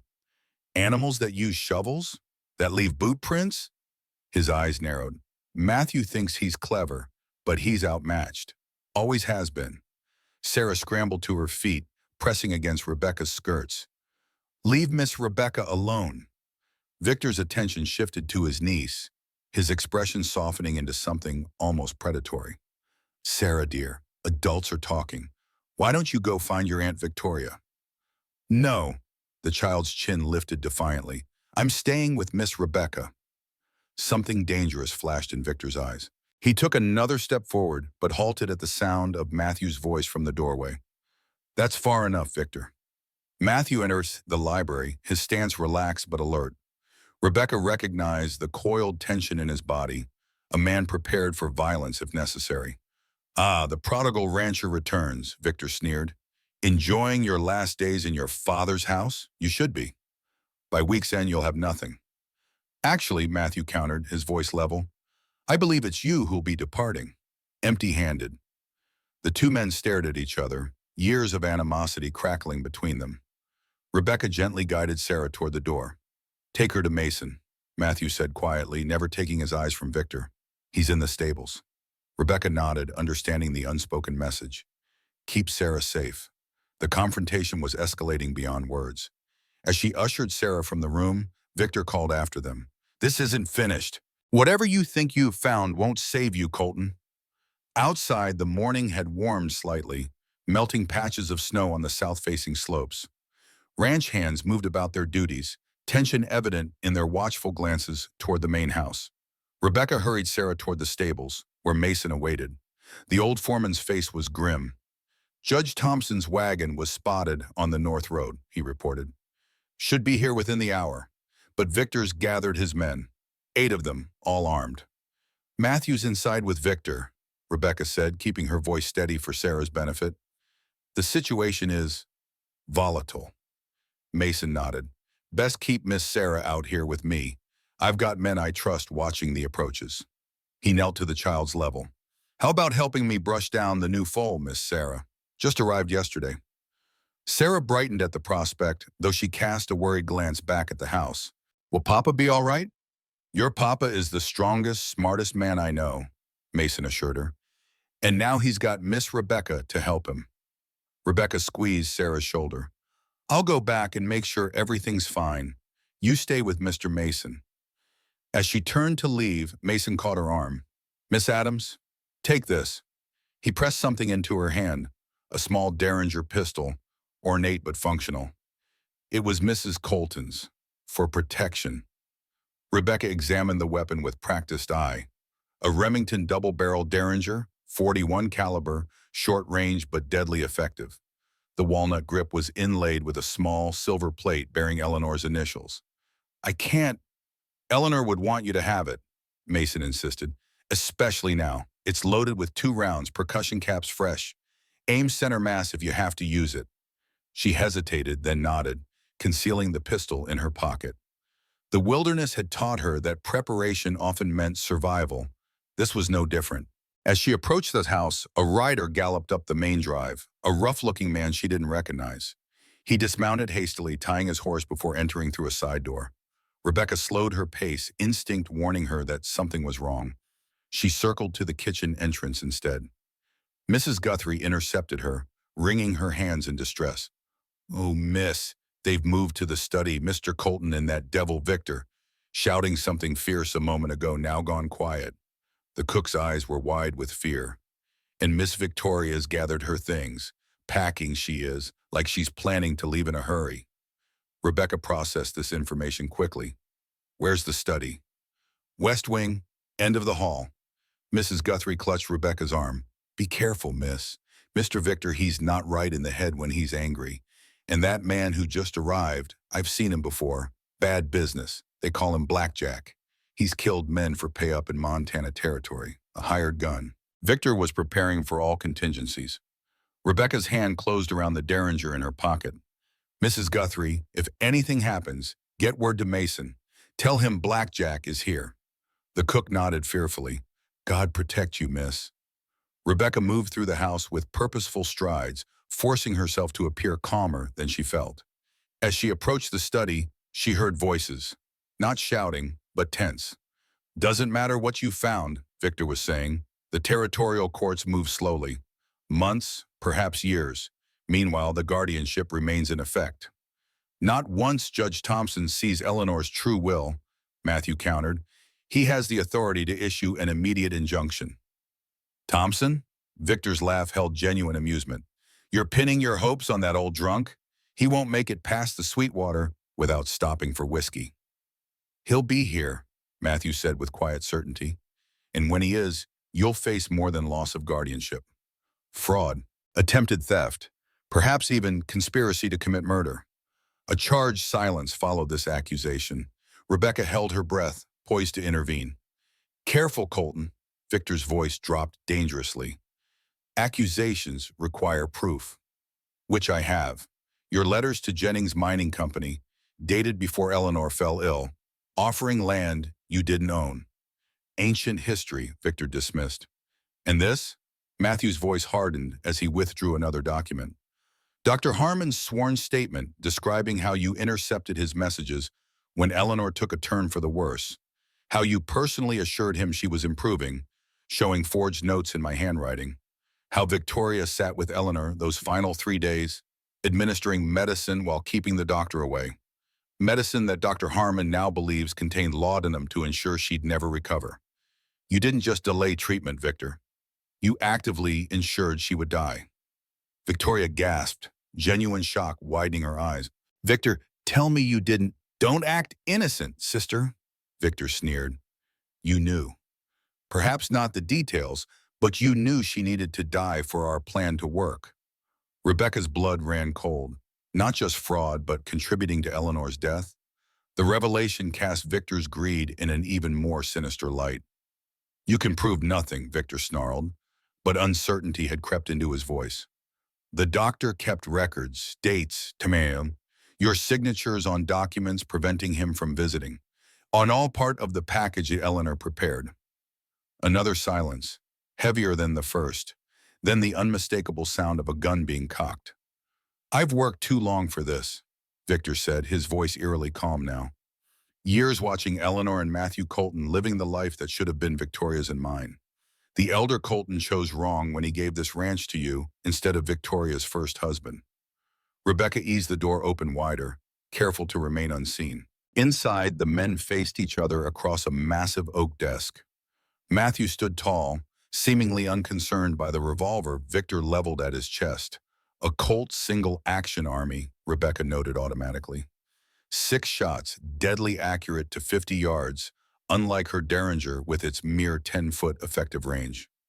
"What's your plan, Victor?" Matthew asked, his voice steady. "Shoot me? Claim self-defense? Even you can't talk your way out of murder." "Not murder," Victor corrected. "A tragic accident while cleaning my weapon, followed by your grieving brother-in-law assuming guardianship of your orphaned daughter, as Eleanor wished." "And Blackjack?" Matthew's question caught Victor off guard. "The killer you brought in from Montana? What's his role in your accident?" Victor's momentary surprise confirmed Matthew's suspicion. "Insurance, to handle any complications." Rebecca's blood ran cold. This wasn't an idle threat or negotiation tactic. Victor had prepared thoroughly, bringing in a professional killer to ensure his plan succeeded. She reached for the Derringer, calculating angles and distraction possibilities. "And what about Miss Adams?" Matthew asked, his tone conversational, despite the gun aimed at him. "Another accident?" Victor shrugged. "Unnecessary. Once you're gone, she'll have no claim here. She'll leave. They always do." "You're wrong about that," Rebecca said, stepping into the doorway. Both men turned. Matthew's face registered alarm, while Victor's showed only contemptuous amusement. "Miss Adams," Victor greeted her mockingly, "come to witness frontier justice?" "I've come to inform you that Judge Thompson has arrived." Rebecca lied smoothly, praying the judge was indeed close. "His carriage just passed the north gate." Doubt flickered across Victor's face. The revolver wavered slightly. "She's bluffing," he decided after a moment. "Thompson is still hours away." "Are you certain?" Rebecca stepped further into the room, moving to her left to force Victor to divide his attention. "Certain enough to risk everything?" "Murder before witnesses is a hanging offense, Mr. Harrington." The moment of distraction was all Matthew needed. He lunged across the desk, catching Victor's gun hand and forcing it upward. The revolver discharged into the ceiling, plaster raining down as the men struggled. Rebecca darted forward, searching for an opening to help. Matthew was stronger, but Victor fought with the desperate fury of a man facing ruin. They crashed into a bookcase, sending volumes tumbling. In the chaos, the study door burst open again. Victoria Harrington stood framed in the entrance, her own small pistol drawn. "Enough!" she shouted. The men froze in their struggle. Victoria's weapon pointed not at Matthew, but at her brother. Her face was a mask of cold fury. "Victoria," Victor gasped. "What are you? Be quiet." She cut him off, stepping further into the room. "I've heard enough, seen enough." Matthew slowly released Victor, maintaining a ready stance. Rebecca moved to his side, her own Derringer now visible in her hand. "You knew," Victoria said to her brother, voice trembling with rage. "You knew I loved him, and still you planned to kill him." Rebecca glanced at Matthew, whose face revealed nothing. Another piece of the complex puzzle clicked into place. Victoria's hostility stemmed not just from jealousy over the ranch, but from feelings for Matthew himself. "Don't be a fool," Victor sneered, straightening his disheveled clothing. "Colton never saw you as anything but Eleanor's spinster sister. Kill him, and Sarah's guardianship passes to us both. The ranch, the silver, everything we've worked for." "Everything you've worked for," Victoria corrected bitterly. "I only ever wanted a family, a home." Her gaze shifted to Matthew, softening momentarily before hardening again. "Even if it couldn't be with you." From her pocket, Victoria withdrew an envelope, yellowed with age. "I found this among Eleanor's things after she died. She knew, Matthew. She knew I loved you before she did." Matthew's composed expression faltered. "Victoria?" "Read it," she insisted, tossing the envelope onto the desk. "Not now, later. It changes nothing about the present situation." The confession hung in the air, painful in its rawness. Matthew's expression remained carefully neutral, though his eyes held something like pity. "It's over, Victoria," he said gently. "Take your brother and leave Colton land. Today. I won't press charges if you go peacefully." Victor's face contorted with rage. "You self-righteous bastard! You think you've won? I still have men loyal to me. This isn't finished." As if summoned by his words, heavy footsteps approached. Victoria's pistol wavered uncertainly between her brother and the door. The door swung open to reveal the man Rebecca had seen arrive earlier. Blackjack, his weathered face impassive, hand resting on the holstered pistol at his hip. Behind him stood two more men, clearly hired guns. "Mr. Harrington," Blackjack drawled, "everything all right in here? Heard a shot." Victor's confidence returned with the arrival of his mercenaries. Perfect timing. Mr. Colton was just about to sign some papers transferring his interest in the ranch, for his daughter's sake. Rebecca tensed, the derringer small and inadequate against three professional gunmen. Matthew shifted subtly, placing himself between her and the new threat. "That won't be happening," came another voice from the hallway. Mason appeared, accompanied by two ranch hands and an older man in a black frock coat and string tie, Judge Thompson. His florid face and substantial girth belied the sharp intelligence in his eyes as he surveyed the scene. "Well, well," the judge drawled. "Quite the welcome committee, Colton." His gaze fixed on Blackjack. "John Merkel, I believe there's a warrant for your arrest in Montana Territory. Murder, if memory serves." Blackjack's hand froze over his pistol. The judge's identification of him by his real name clearly unsettled the gunman. "Judge," Matthew nodded respectfully, "thank you for coming on short notice." Thompson's gaze traveled from the weapons to the disheveled study. "I see I'm not a moment too soon. Mason briefed me on the situation." "You have evidence?" Matthew moved to the desk, retrieving a leather portfolio from a drawer. Eleanor's true will, properly witnessed and notarized, along with proof of Victor's attempts to gain control of the North Pasture through fraud. And this, he indicated a separate document, the doctor's sworn statement regarding Victor's interference in Eleanor's treatment. The judge accepted the documents, reviewing them with practiced efficiency. "These appear in order. Miss Colton was thorough." "This is absurd," Victor blustered, though his confidence was clearly shaken. "A will mysteriously appearing after 2 years? Clearly a forgery." "The notary's seal is authentic," Judge Thompson countered, holding the document to the light, "as is Eleanor Colton's signature, which I knew well. She served on the Territorial Library Board with my late wife." He turned to Victor, his affable expression hardening. "Mr. Harrington, based on these documents and Mason's sworn statement, I am invalidating the guardianship order previously issued. Furthermore, I'm initiating an investigation into fraudulent practices regarding the will you previously submitted, and possible criminal charges related to Mrs. Colton's death." Victor's face drained of color. "You can't." "I can and have," Thompson interrupted. "As acting territorial judge, my ruling stands until formal proceedings, which, I should warn you, will likely result in criminal charges." He turned to Blackjack and his men. "As for you gentlemen, I suggest you ride out immediately. The territorial marshal arrives tomorrow, and he'd be very interested in your presence here." Blackjack exchanged glances with his companions, then nodded curtly. Self-preservation clearly outweighed whatever Victor had paid him. "We were just leaving."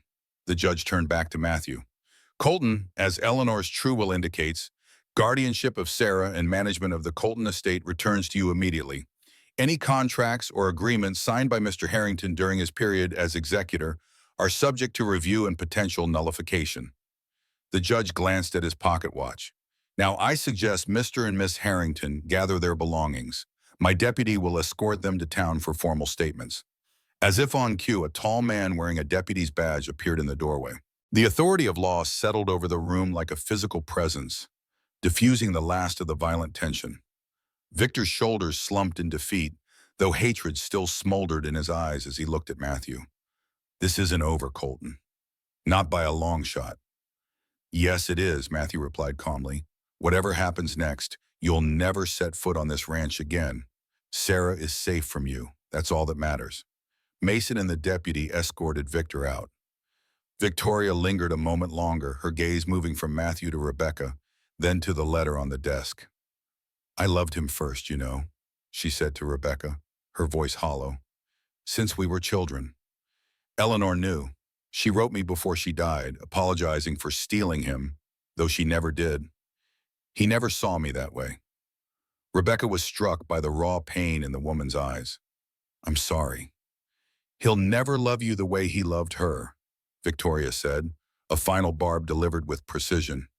Rebecca met her eyes steadily. "I wouldn't want him to. What Matthew and I build will be our own." Victoria nodded, a gesture of reluctant respect. "Take care of Sarah. She has Eleanor's spirit. As Victoria turned to leave, a commotion erupted in the hallway. Shouts, then a gunshot. Victoria whirled back, eyes wide with alarm. Victor! They rushed into the hall to find chaos. Victor had broken free, disarming the deputy in the process. He stood at the far end of the corridor, using one of his hired men as a shield, the deputy's gun in his hand. "Nobody follows," he shouted, "or I start shooting." Judge Thompson moved to intervene, but Matthew held him back. "Let him go. He's finished here." "The law doesn't work that way, son," Thompson said grimly. "He's assaulted an officer now." Victor backed toward the stairs, dragging his unwilling accomplice with him. His eyes were wild, the composed businessman replaced by a cornered animal. "You think you've won, Colton? I still have one card to play." A terrible smile spread across his face. "Sarah, where is your precious daughter now?" Matthew's face went rigid. "Mason has her. She's safe." "Are you certain?" Victor's smile widened. "I sent men to the stables before I came to the study. Insurance, you called it." Rebecca's blood ran cold. "He's bluffing," she said, but the seed of doubt had been planted. Matthew turned to Mason, who had just returned. "Sarah?" The foreman's face paled. "Left her with Jenkins. He's reliable." "He was reliable," Victor corrected with malicious satisfaction, "until I doubled his salary." Without another word, Matthew bolted for the back stairs. Rebecca followed, heart pounding. Behind them, the confrontation continued, but all that mattered now was reaching Sarah. They burst from the house into the bright midday light. The stables stood 100 yards away, figures moving rapidly in and around the structure. Matthew broke into a run, Rebecca keeping pace despite her skirts. As they approached, a horse thundered from the stable doors. Jenkins, with Sarah struggling in his grip. The ranch hand's face was a mask of conflict, but the pistol in his hand convinced any protest. "Papa!" Sarah screamed, reaching toward them as the horse galloped past. Matthew pivoted to follow, but a shot cracked from the house. Jenkins jerked, tumbling from the saddle. Sarah fell with him, landing hard on the packed earth. Rebecca reached her first, gathering the child into her arms. "Are you hurt?" Sarah shook her head, tears streaming. "He said Uncle Victor told him to take me away, that Papa was in trouble." Matthew knelt beside them, checking Sarah for injuries. His hands trembled with relief when he found none. "It's all right now. You're safe." A commotion from the direction of the house drew their attention. Victoria stood on the porch, a rifle in her hands, still smoking from the shot that had felled Jenkins. Behind her, Victor struggled with the deputy, his face contorted with rage. "She shot me!" Jenkins groaned from the ground, clutching his shoulder. Blood seeped between his fingers. "Miss Victoria, you shot me!" Victoria approached them with measured steps, rifle still in hand. Her face revealed a complex transformation, as if years of bitter jealousy had crumbled away in a single clarifying moment of choice. "I saw him from the window," she explained, voice steadier than her hands. "When I understood what Victor had ordered, I remembered something Eleanor told me before she died. She said, 'A blood makes us related, Victoria, but love makes us family. One day you'll understand the difference.'" Her eyes moved to Sarah, then back to Rebecca. "I couldn't let him take her. Not Sarah. Whatever my feelings about any of this, Eleanor would never forgive me if I stood by while her daughter was harmed." Mason examined the rifle with professional interest. "Army carbine, 50 yards, moving target. That's fine shooting, Miss Victoria." "Father insisted his daughters learn to protect themselves," she replied with a hint of pride. "Eleanor was the better shot, but I practiced." Before anyone could respond, Victor broke free again, this time with the deputy's pistol. He raised it, aiming not at Matthew, but at Rebecca, who still held Sarah protectively. "If I can't have what's mine," he snarled, "neither will you." The shot that rang out came not from Victor's gun, but from Victoria's rifle. Her brother staggered, a look of disbelief crossing his face as he crumpled to the ground. The pistol fell from his limp fingers. Victoria lowered the rifle, her face ashen. "I never thought it would end this way," she whispered. Judge Thompson and the deputy reached them, faces grim as they confirmed Victor was dead. Victoria surrendered the rifle without resistance, her eyes fixed on the body of her brother. "He was going to shoot at the child," she said mechanically. "My niece, Eleanor's daughter. I had no choice." Self-defense, Judge Thompson decreed immediately. Defense of a child. No jury would convict you, Miss Harrington. Victoria looked to Matthew, something like hope flickering in her eyes. I protected her, like Eleanor would have wanted. Matthew nodded, his expression softened by understanding. Yes, thank you, Victoria. I'll be leaving, she said quietly. There's nothing for me here now. Rebecca, still holding Sarah, who had buried her face against her shoulder, spoke up. Where will you go? East, perhaps. I have family in Boston. Victoria's gaze moved between Rebecca and Sarah, regret and acceptance mingling in her expression. Take care of them. They deserve happiness. The aftermath unfolded with the efficiency of frontier justice. Victor's body was taken to town for burial. Jenkins, wounded but alive, faced charges for his role in the attempted kidnapping. Judge Thompson documented the events meticulously, ensuring the territorial court would have clear records of the justifiable homicide.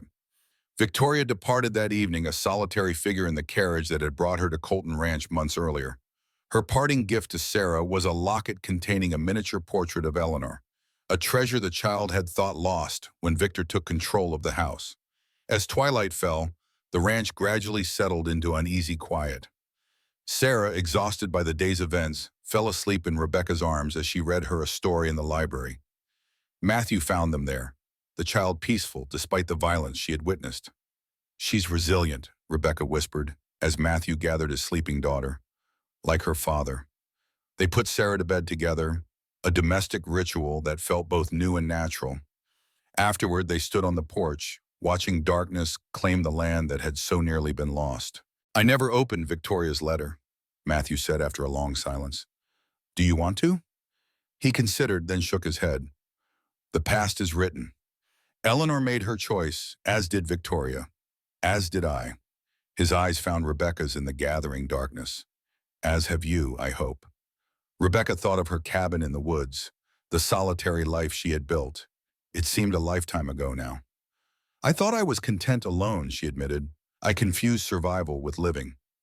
Matthew's hand found hers, warm and steady. And now? Now I understand the difference. She turned to face him fully. I survived alone, but I live with you and Sarah. The days that followed brought renewal to Colton Ranch. Spring advanced across the land, melting the last vestiges of winter. Matthew, with Mason's help, reorganized the ranch operations, reversing Victor's destructive decisions. The burned barn was rebuilt, larger and sturdier than before. The silver deposits in the north pasture remained untouched for now, a resource for Sarah's future, not an immediate temptation. Rebecca found her place gradually, neither assuming Eleanor's role nor remaining a guest. She started a small school for the ranch hands' children and others from neighboring properties. 3 times weekly, they gathered in a converted storeroom, learning reading, mathematics, and history from the former schoolteacher who had found her calling again. Sarah flourished under their joint care, her natural brightness shining through the trauma of Victor's actions. She spent mornings with Rebecca at the school, afternoons with Matthew learning the ranch business, and evenings with both, forming the bonds of a new family without forgetting the mother she had lost. Judge Thompson, true to his word, expedited the legal proceedings through Wyoming's newly established Territorial Circuit Court. Under the Organic Act of 1868, the court had jurisdiction over both civil inheritance matters and criminal fraud cases. The 3-judge panel took just 9 days to validate Eleanor's true will, citing the unimpeachable testimony of both the notary and Dr. Harmon. They invoked the common law doctrine of fraud vitiates all to nullify every contract Victor had signed during his fraudulent executorship. The criminal charges, attempted murder, kidnapping, and inheritance fraud, would have resulted in hanging under Wyoming's strict frontier justice system. Victor's death rendered these moot, but the court records preserved the evidence for history's judgment. Victoria faced accessory charges, but was fully exonerated after testimony from Matthew himself regarding her intervention. She liquidated her small inheritance and settled in Boston, her monthly letters to Sarah gradually mending the relationship fractured by her brother's actions. Under Wyoming's property laws, Sarah's inheritance remained protected in a court-supervised trust until her 21st birthday, with Matthew and Rebecca as legal guardians and Mason appointed as independent financial overseer.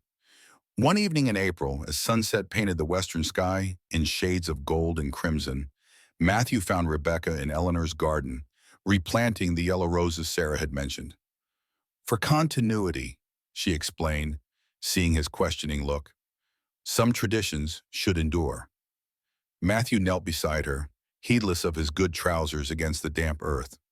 I've been thinking about traditions, he began, uncharacteristically hesitant, and new beginnings. Rebecca stilled her hands, something in his tone alerting her to the significance of the moment. Rebecca Adams, Matthew said quietly, I know we've only known each other a few months. In some ways, that seems too brief for what I'm about to ask.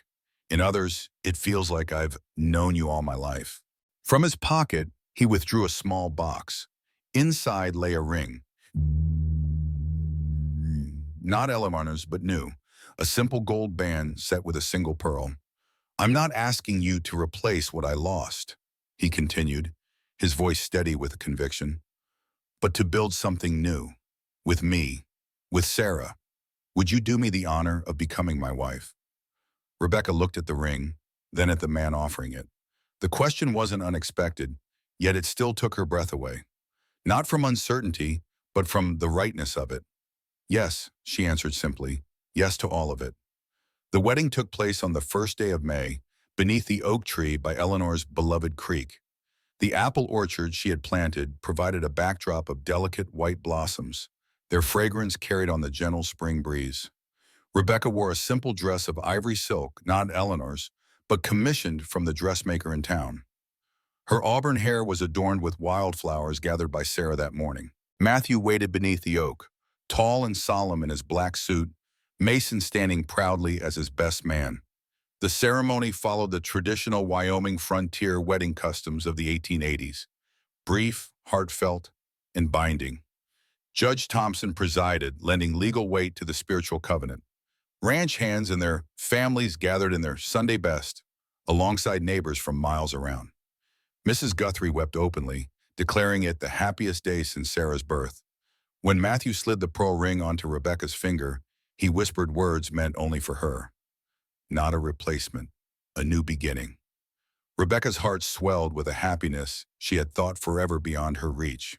When the judge pronounced them husband and wife, Matthew kissed her with a tenderness that promised decades of partnership ahead. Sarah rushed forward the moment the kiss ended, wrapping her arms around them both. We're a real family now, she declared with absolute certainty. The celebration lasted well into evening. Lanterns illuminated the yard as fiddle music and laughter filled the spring air. Rebecca danced with her new husband, then with Mason, then watched with misty eyes as Matthew waltzed with Sarah standing on his boots. The seasons turned to years, and years to decades. Rebecca and Matthew watched their family grow as their ranch prospered. They weathered the devastating blizzard of '88 together, when Rebecca's wilderness survival skills saved half their cattle while neighboring ranches lost everything. They celebrated when Wyoming achieved statehood in 1890, with Rebecca serving on the first Territorial Education Board. When the railroad finally reached their county in 1801, Matthew negotiated rights of way that ensured the Colton Ranch would thrive in the new century. Through it all, Sarah grew into the spitting image of Eleanor in appearance, but with Rebecca's quiet strength. Later, as twilight deepened into night, Rebecca found herself alone for a moment on the porch, gazing at the stars emerging above the distant mountains. The same stars she had watched from her cabin, but somehow different now. Brighter, more hopeful. A presence beside her, Matthew, offering a shawl against the evening chill. Happy? He asked simply. More than I thought possible, she answered truthfully. Though part of me still expects to wake up and find myself back in that cabin, alone with the wolves. Matthew's arms circled her waist, drawing her against his solid warmth. The wolves brought us together, he reminded her. Perhaps they were messengers rather than threats. Rebecca considered this. A strange kind of blessing. Life often works that way. Matthew gazed toward the mountains, his profile strong in the fading light. Eleanor used to say God writes straight with crooked lines. As if the mention of her name had conjured her presence, Sarah appeared in the doorway holding an envelope. Mrs. Guthrie found this when cleaning Eleanor's desk, she said, offering it to Matthew. It has your name on it, Papa, and today's date. Matthew accepted it with a puzzled frown. The yellowed envelope bore his name in Eleanor's elegant script, and beneath it the inscription, "To be opened on your wedding day, should you find love again." With gentle fingers, he broke the seal and unfolded a single sheet of paper. As he read, tears gathered in his eyes. Without a word, he passed the letter to Rebecca. "My dearest Matthew, if you are reading this, then my prayers have been answered. You have found love again, and Sarah has found motherly care. I write this knowing my time grows short, but filled with hope for your future. To your new bride, I offer my blessing and gratitude. Thank you for bringing joy back to the man I love and the daughter who carries my heart. Love them both fiercely and completely, as I know you must if Matthew has chosen you. To Matthew, remember that loving again diminishes nothing of what we shared. Our chapter was beautiful, but your story continues. Honor our past by embracing your future. To Sarah, who I pray is old enough now to understand these words, I live on in your smile, your courage, your kindness. Allow yourself to love and be loved. This is my greatest wish for you." With eternal affection, Eleanor Rebecca folded the letter carefully, her own eyes misting. She was a remarkable woman.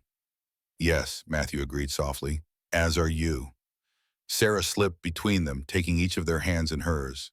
Together they stood in the deepening twilight, three lives woven into a new pattern by circumstance, choice, and perhaps a touch of providence. Years later, a much older Thomas Wilson, once Matthew Colton, would sit on his porch and remember that wedding day. Remember how Rebecca had transformed from the desperate woman in a lonely cabin to the heart of Colton Ranch. How Sarah had grown under their joint care into a strong, compassionate woman who now ran the ranch's operations with her husband. At 70, Thomas could look across the valley and see Rebecca's legacy everywhere. The brick schoolhouse bearing her name stood on land she had donated, where 3 generations of ranch children had learned their letters.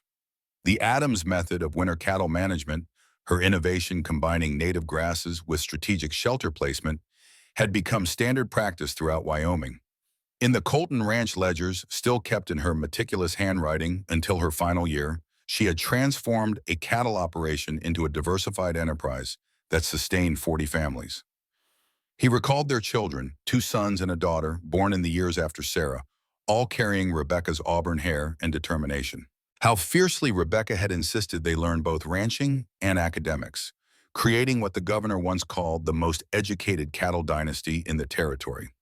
Their middle son now served in the state legislature, their daughter ran the county medical clinic, and their eldest son managed the ranch's expanding operations alongside Sarah. Rebecca's passing had come peacefully 5 years ago in their shared bed, surrounded by children and grandchildren, her hand firmly clasped in his until the very end. Her final whispered words still warmed his heart. "Best decision I ever made, opening that door." Perhaps her most enduring legacy was the Adams Colton Scholarship, sending one promising student from the county to college each year, giving opportunities she herself had never had. "Grandpa, tell us about the wolves again," young Rebecca urged, her auburn hair, so like her grandmother's, catching the evening light. At 10, she already showed the same quiet determination that had defined her namesake. Beside her, 12-year-old James practiced knots with weathered hands that belied his age.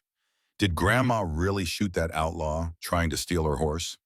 "She did," Thomas chuckled, the pearl ring warm in his palm as he held it up to catch the lamplight.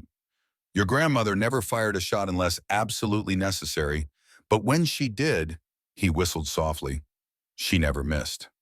Sarah, now in her 50s and the formidable matriarch of Colton Ranch, sat in the rocker opposite her father's.